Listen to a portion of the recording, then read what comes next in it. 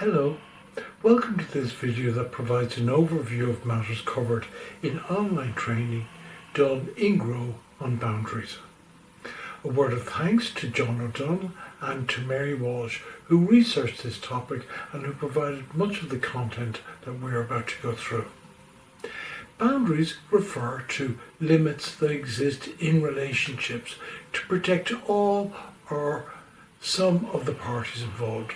Boundaries also refer to your understanding of these limits and to your understanding of your responsibilities within a given situation. Boundaries provide a framework in which relationships can function. They also define you and what you do, and they provide a way of operating when things might become fraught. In Grow, there are boundaries in place for a whole range of stakeholders that often overlap with each other. There are boundaries in place for you, for fellow members, for staff, and for the Grow organisation itself. For you alone, there should be boundaries covering a whole range of matters, including personal safety, happiness, time, privacy, personal space, finance, and of course, your general well-being. What complicates boundaries is there's a large degree of personal choice involved. For instance, some people are strict regarding time, others are not. And boundaries are generally flexible, often changing over time. Boundaries are key in preserving your mental health. They make it possible for you to say no and to not feel guilty. They structure how you use your time, and they can be a critical protection for volunteers operating in a challenging or in an unstructured environment. Grow provides a good deal of advice on boundaries. Pages 46 and 47 of the programme book on codependency is particularly relevant. The slide on screen now documents advice that we have culled from a number of Grow documents.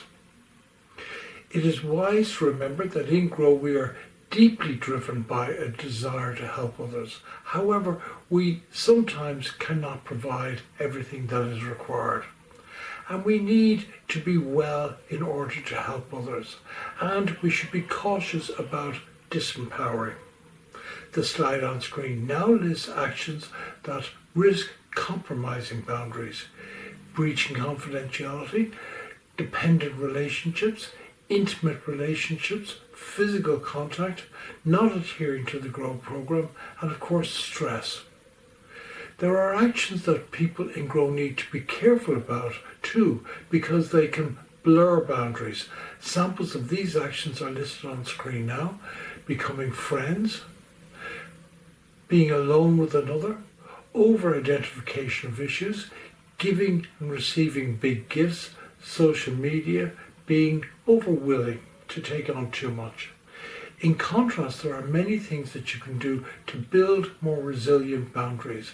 The ones listed on screen now are: know when you're on and when you're off, share responsibilities, get members to take care of matters, pair up for challenges, don't go into possibly contentious situations on your own, rely on Grow staff supports, exercise self-care, do training. Courses like this will help you develop personally and professionally. Well, that's it. We've come to the end of this video. I hope you have enjoyed it and it has been of benefit to you. Bye.